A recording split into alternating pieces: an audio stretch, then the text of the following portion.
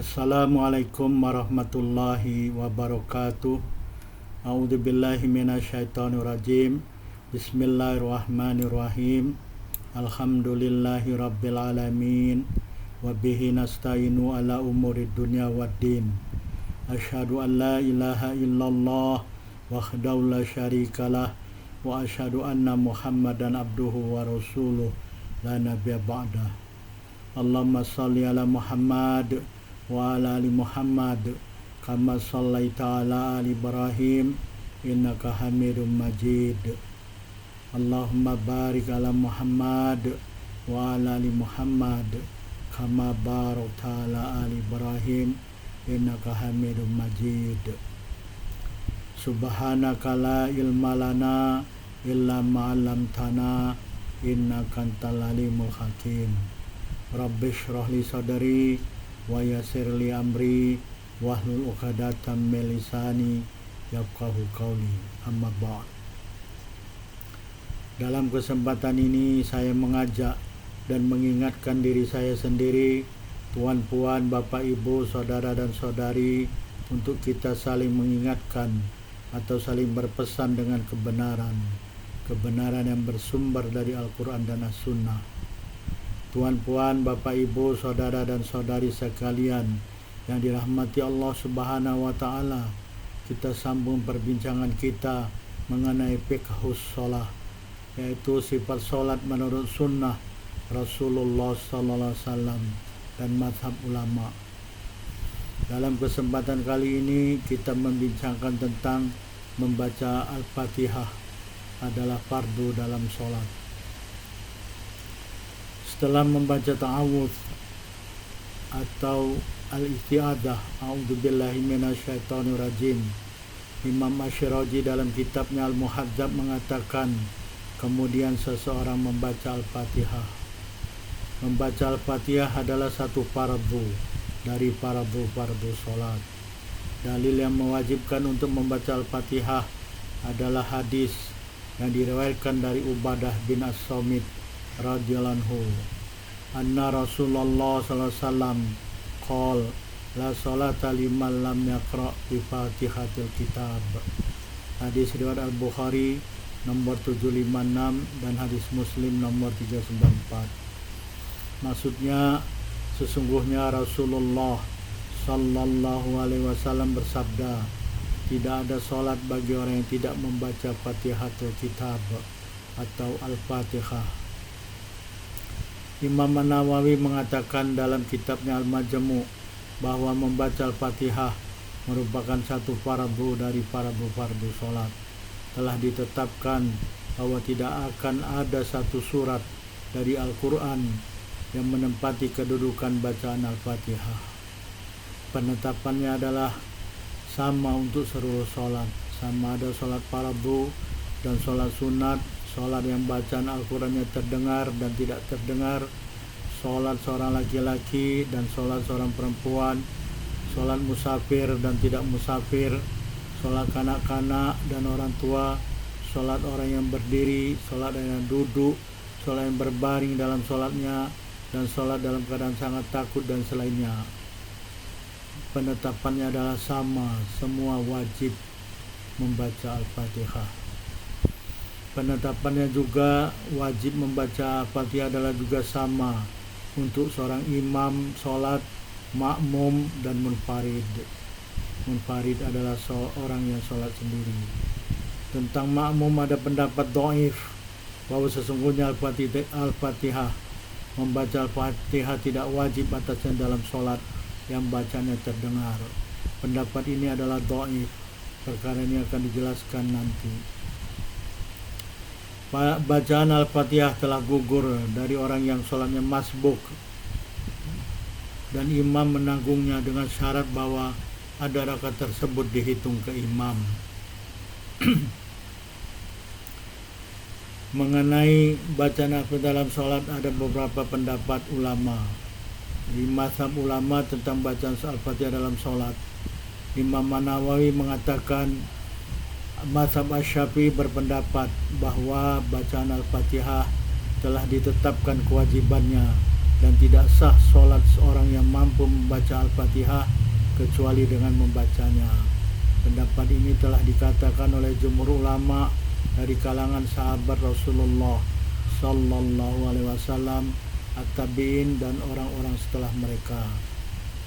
Ibnul Munzir telah menghikayatkannya dari Umar bin Al-Khattab radhiyallahu anhu dan Utsman bin Al-As radhiyallahu anhu, Ibnu Abbas radhiyallahu anhu, Abu Hurairah radhiyallahu anhu, Abu Sa'id Al-Khudri radhiyallahu anhu, Khawat bin Zubair Az-Zuhri, Ibnu Aun Al-Auza'i, Malik Ibnu Mubarak, Ahmad Ishaq, Abu Thawr, dan kalangan ulama Syafi'i telah menghikayatnya dari Ats-Tsauri dan Dawud. Manakala Abu Hanifah mengatakan bacaan Al-Fatihah tidak ditetapkan kewajibannya, akan tetapi disukai. Dalam satu riwayat dari Abu Hanifah diwajibkan bacaan Al-Fatihah, tetapi tidak disyaratkan. Kalau seseorang membaca surat selain Al-Fatihah dari Al-Quran, maka boleh baginya. Ini adalah pendapat Abu Hanifah. Mengenai kadar wajibnya bacaan Al-Quran, ada 3 riwayat dari Abu Hanifah, yaitu riwayat pertama adalah membaca ayat yang sempurna, riwayat kedua adalah membaca tidak melebihi asma Allah. Ar-Razi mengatakan ini pendapat yang sahih di kalangan mereka. Riwayat ketiga dari Abu Hanifah adalah membaca 3 ayat yang pendek atau ayat yang panjang. Dengan ini Abu Hanifah dan Muhammad mengatakan. Imam Abu Hanifah berdalil dengan firman Allah Subhanahu wa taala dalam surat ke-73 Al-Muzammil ayat 20, yaitu faqra'u ma tayassara min. Maksudnya, maka bacalah oleh kamu apa yang mudah dari Al-Qur'an. Dan dengan hadis yang diriwayatkan oleh Abu Hurairah radhiyallahu anhu, Rasulullah SAW bersabda kepada orang yang sholatnya salah, yaitu idza qumta ila shalah fakabbir tsumma qra' ma tayassara ma'aka minal Qur'an. Hadis riwayat Al-Bukhari 757, Muslim 397. Maksudnya, apabila kamu berdiri untuk sholat, maka bertakbirlah takbiratul ihram. Kemudian bacalah apa yang mudah bagimu dari Al-Quran. Jadi ini menjadi dalil bagi Abu Hanifah. Bacalah apa yang mudah bagimu dari Al-Quran. Dan dengan hadis Abu Sa'id radhiyallahu anhu, beliau mengatakan Rasulullah SAW bersabda, la sholata liman lam yaqra' fi kulli rakatin bilhamdulillah wa suratin fi faridatin aw ghairiha. Hadis riwayat Ibnu Majah 839, hadis dhaif. Maksudnya, tidak ada sholat bagi orang yang tidak membaca pada setiap rakaat Alhamdulillah atau Al-Fatihah dan 1 surat dalam sholat fardu atau selain sholat fardu. Dalam hadis riwayat Abu Hurairah radhiyallahu anhu, beliau mengatakan Rasulullah SAW bersabda kepadaku, la sholata illa bi Qur'an walau bi fatihatul kitab famazad. Hadis riwayat Abu Daud 819, An-Nasai mendaifkannya. Maksudnya, tidak ada sholat kecuali dengan membaca Al-Quran, dan walaupun dengan Fatihatul Kitab atau Al-Fatihah dan lainnya. Mereka berpendapat bahwa berdalil atas sesungguhnya Al-Quran selain Al-Fatihah menempati tempat Al-Fatihah, dan sesungguhnya surat-surat dalam Al-Quran sama dalam kehormatannya, dengan dalil haram membaca seluruhnya atas orang yang berjunub dan haram menyentuh mushaf Al-Quran bagi orang yang berhadas. Imam An-Nawawi mengatakan dalam kitabnya Al-Majmu' bahwa kalangan kami ulama Syafi'i berhujjah dengan hadis Ubadah bin As-Samit yang telah disebutkan terdahulu, yang disebutkan di awal tadi, yaitu anna Rasulullah SAW qol la salata liman lam yaqra' bi Fatihatil Kitab. Hadis riwayat Bukhari nomor 756 dan hadis Muslim nomor 394. Maksudnya, sesungguhnya Rasulullah SAW bersabda, tidak ada sholat bagi orang yang tidak membaca Al-Fatihah. Kalau ada orang yang mengatakan bahwa maknanya adalah tidak ada sholat yang sempurna bagi orang yang tidak membaca Al-Fatihah, jawabannya adalah perkara ini menyalahi hakikat hadis tersebut, menyalahi zahir hadis, dan mendahulukan kepada pemahaman terhadap hadis atau takwil hadis, maka perkara ini tidak boleh diterima. Hadis ini telah nyata zahir, kata Rasulullah, salata liman lam yaqra bi Fatihatil Kitab. Tidak ada solat bagi orang yang tidak membaca Al-Fatihah. Telah diriwayatkan dari Abu Hurairah dari Nabi SAW, baginda bersabda, man sholla sholatan lam yaqra fiha bi ummil Qur'an fahiya khidad talatan garu tamam. Faqila li Abi Hurairah inna nakunu waru al imam faqal ikra biha fi nafsik fa inni sami'tu Rasulullah sallallahu alaihi wasallam yaqul qala Allahu qasamtu shalah baini wa baina abadi nisfain wali abdi masala fa idza qala al abdu alhamdulillahi rabbil alamin qala Allahu hamidani abadi wa idza qala ar-rahmanir rahim qala Allahu athna alayya abadi wa idza qala maliki yaumiddin qala majjadani abadi wa qala maratan fawada ilayya abadi fa idza qala iyyaka na'budu wa iyyaka nasta'in qala hadza baini wa baina abadi wali abadi masala fa idza qala ihdinas siratal mustaqim siratal ladzina an'amta 'alaihim ghairil maghdubi 'alaihim waladdallin qala hadza li abadi wali abdi masala. Hadis riwayat Muslim nomor 395. Maksudnya, sesiapa yang melakukan sholat, siapa yang mendirikan sholat yang dia tidak membaca pada sholat tersebut Ummul Quran, dia tidak membaca pada sholat tersebut Al-Fatihah, maka sholatnya kurang, tidak sempurna. Baginda mengatakannya 3 kali. Kemudian dikatakan kepada Abu Hurairah, sungguhnya kami ada di belakang imam, kami menjadi makmum. Abu Hurairah mengatakan, bacalah Al-Fatihah dalam dirimu, bacalah Al-Fatihah dalam dirimu. Sesungguhnya aku telah mendengar Rasulullah SAW, Allah Subhanahu wa Ta'ala telah berfirman, aku membagi sholat antara aku dan hambaku 2 bagian, dan bagi hambaku apa yang dia minta. Lalu apabila hamba Allah mengucapkan Alhamdulillahi Rabbil Alamin, segala puji bagi Allah yang mengatur seluruh alam, Allah Subhanahu wa Ta'ala berfirman, hambaku telah memujiku. Lalu apabila hamba Allah mengucapkan Ar-Rahmanir Rahim, Allah Maha Pengasih Maha Penyayang, Allah Subhanahu wa Ta'ala berfirman, hambaku memuji atasku. Lalu apabila hamba Allah mengucapkan Maliki Yaumiddin, Allah menguasai hari kemudian, Allah Subhanahu wa Ta'ala berfirman, hambaku memuliakanku. Allah Subhanahu wa Ta'ala berfirman dalam kali yang lain, hambaku berserah diri kepadaku. Lalu apabila hamba Allah mengucapkan Iyyaka na'budu wa iyyaka nasta'in, hanya kepadamu lah kami ya Allah beribadah, dan hanya kepadamu lah ya Allah kami memohon pertolongan. Allah Subhanahu wa Ta'ala berfirman, ini antara aku dan hambaku, bagi hambaku apa yang dia minta. Lalu apabila hamba Allah mengucapkan ihdinas siratal mustaqim siratal ladzina an'amta 'alaihim ghairil maghdubi 'alaihim waladdallin, tunjukilah kami jalan yang lurus, jalan orang yang kau ya Allah beri nikmat atas mereka, bukan jalan orang-orang yang dimurkai atas mereka, dan bukan jalan orang-orang yang sesat.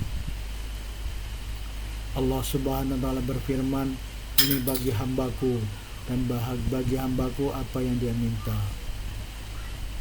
Dalam hadis lain telah diriwayatkan dari Ubadah radhiyallahu anhu, sesungguhnya Nabi SAW telah bersabda, la tujaziu sholatun la yaqra'u rajulu fiha bi Fatihatil Kitab.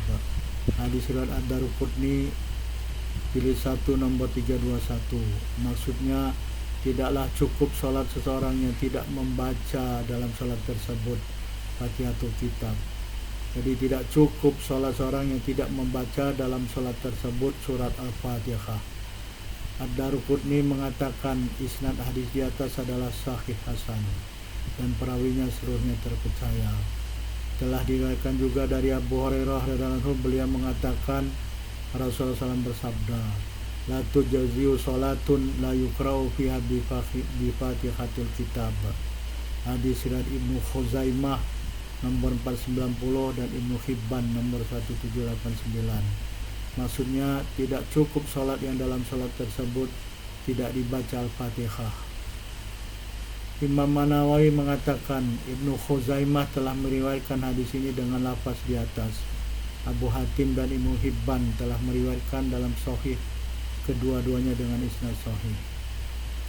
Telah diriwayatkan juga hadis dari Abu Sa'id Al-Khudri radhiyallahu anhu, beliau mengatakan umirna an naqra'a bi Fatihatul Kitab wa ma tayassar. Abu Daud 8158. Maksudnya kami diperintahkan untuk membaca Fatihatul Kitab, untuk membaca surat Al-Fatihah dan apa yang mudah dari Al-Quran. Imam Nawawi mengatakan Abu Daud telah meriwayatkan hadis di atas. Abu Daud telah meriwayatkan hadis di atas dengan isnad sahih atas syarat Al-Bukhari dan Muslim. Imam Nawawi mengatakan bahwa jawaban mengenai ayat Al-Quran yang ulama mazhab Hanafi berdalil dengannya adalah bahwa sesungguhnya ayat tersebut datang mengenai mendirikan sholat malam, bukan mengenai kadar bacaan Al-Quran. Jawaban mengenai hadis sesungguhnya Al-Fatihah itu mudah dan hadis yang meliputi atas Al-Fatihah, perkara ini adalah menghimpun di antara dalil-dalil yang ada. Jawaban mengenai hadis Abu Hurairah la sholata illa bi Quran adalah sesungguhnya ia hadis dhaif, riwayat Abu Dawud dengan isnad dhaif. Jadi dalil la sholata illa bi Quran adalah dalil yang dhaif. Imam Nawawi mengatakan mengenai perkataan mereka, sesungguhnya surat-surat dalam Al-Quran adalah sama dalam kehormatannya, maka sesungguhnya tidak wajib mengambil kesamaan surat-surat Al-Quran dalam perhitungan di dalam sholat, terutama apabila telah tetap hadis-hadis yang sahih mengenai Al-Fatihah, maka wajib kembali kepada hadis-hadis tersebut. Jadi dalil-dalil membaca Al-Fatihah tadi sudah disebutkan, hadis-hadisnya adalah hadis-hadis sahih. Jadi membaca Al-Fatihah adalah fardu dalam sholat. Tuan-puan, Bapak, Ibu, saudara dan saudari sekalian yang dirahmati Allah Subhanahu wa Ta'ala, kita telah sampai di akhir tausiah atau mudzakarah pada kesempatan ini. Terima kasih telah menonton video ini. Fastabiqul khairat, berlomba-lombalah dalam berbuat kebaikan. Subhanakallahumma wa bihamdika, asyhadu an la ilaha illa anta, wa astaghfiruka wa atubu ilaik. Wabillahi taufiq wal hidayah. Wassalamualaikum warahmatullahi wabarakatuh.